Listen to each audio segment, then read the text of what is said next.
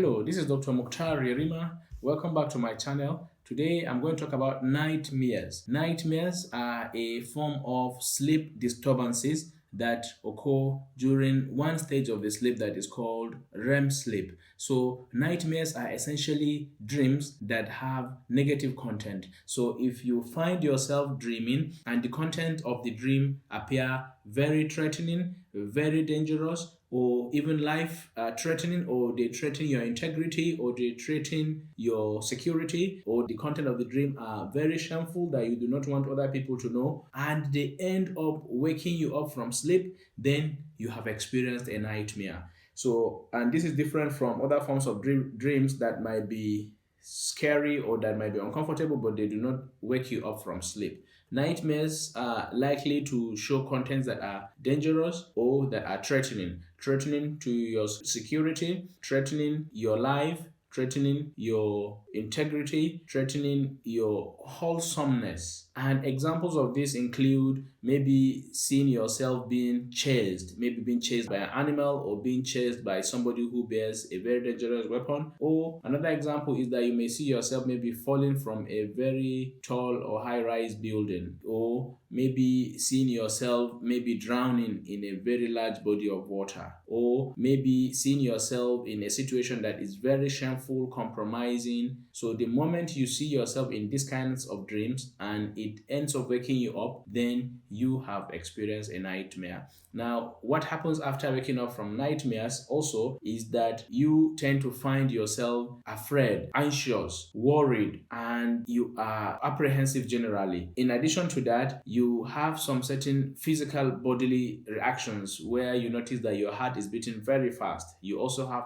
palpitations, which is awareness of the beating of your heart. You may be sweating or your body may be trembling. Additional important thing that also happens after awakening from a nightmare is that you have a vivid recollection of the complete details of the dream. Another thing that also happens after awakening from a nightmare is that you are immediately or you rapidly become oriented and you become hyper alert. So these are the features of a nightmare. You are sleeping and then you dream a very bad dream, and the dream is so bad that you wake up. It wakes you up, and upon waking up, you have anxiety symptoms, your body is reacting, your heart is beating, and then you are very hyper alert, and then you have a vivid recollection of the entire details of the dream. That is a nightmare. So if you have this kind of dream but that it is not severe enough to wake you up from sleep, then you didn't have a nightmare. Nightmares also classically occur during REM sleep. In my previous video on sleep paralysis, I talked about the different stages of sleep: the slow wave sleep, which is also called the non-rapid eye movement sleep, and the rapid eye movement sleep.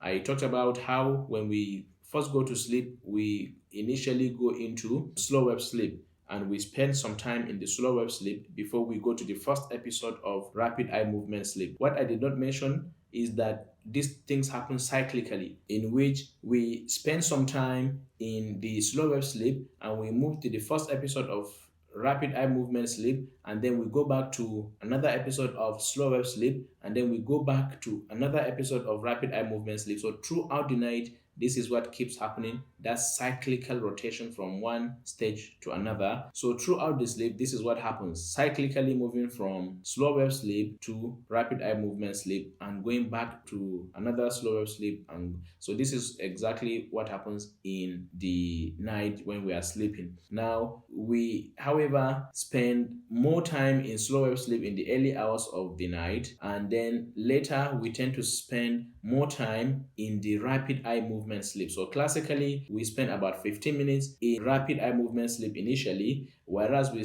can spend up to about 90 minutes in slow wave sleep initially. But as the night progresses, as we are becoming more rested, we spend less time in slow wave sleep because we no longer need it to rest the brain, and now we spend more time in the rapid eye movement stage of the sleep. And it is in this rapid eye movement sleep that we are more likely to have a nightmare. So nightmares essentially occur during rapid eye movement sleep, just like the sleep paralysis, which are also more likely to occur during rapid eye movement sleep. Now, why do we find ourselves being awoken when we are going through a nightmare? It is simply because when we are dreaming, our brain or our mind is a little bit lax. Usually in a wakeful stage, our mind protects us from being consciously aware of a lot of things when we are awake. During sleep, the mind is a little bit lax, so a lot of that are in the unconscious mind tend to come to the fore and they become obvious or manifest as dreams. But if these dreams are uncomfortable or they appear very threatening and dangerous, the mind cannot take it, so it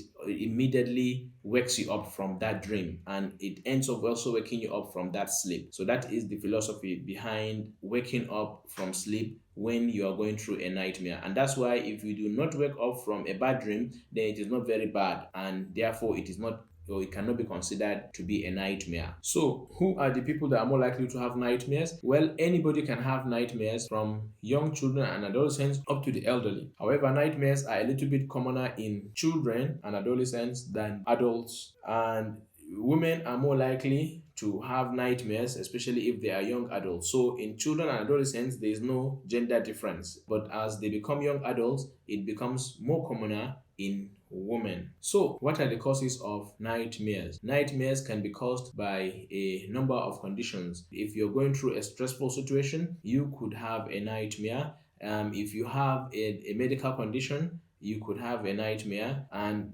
those nightmares can be considered to have been caused by those medical conditions or the stressful condition you're going through. Also, some certain psychiatric conditions like depression, anxiety, and post-traumatic disorder are particularly known to cause a lot of nightmares. People who have these conditions tend to report nightmares often. Also, people who are on some certain forms of medications. So there are some medications which makes it more likely for individuals to have nightmares. So, but there are times when the nightmares can be considered severe enough to be labeled as nightmare disorder. It is called a nightmare disorder if the individual continues to have nightmares very frequently and the nightmares tend to last for a long period of time and it is of a long duration and there are associated distressing experiences and dysfunction in either the family or the individual themselves, and it is not accounted for by any underlying medical condition, psychological illness, or the effect of a medication. So, if that is the case, then the individual can be considered to have a nightmare disorder, and in that case,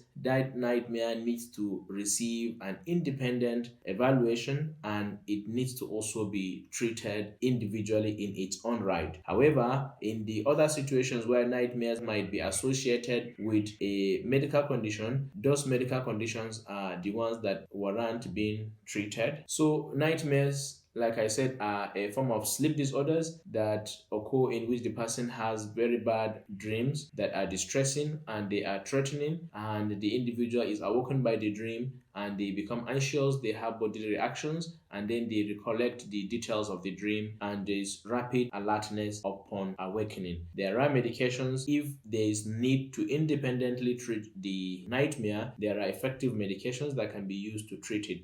What is important is to know that nightmares are not caused by any supernatural situations or circumstances. There are some cultures that believe that if you see bad things in your dream, maybe people chasing you or you're being chased by an animal, they tend to give them some interpretations. Now, these interpretations do not help matters. They end up leaving the individual even more distressed. The individual will be distressed because now he thinks he is being attacked by some entities from a different realm of existence or something. So that's it for now. Thank you for listening.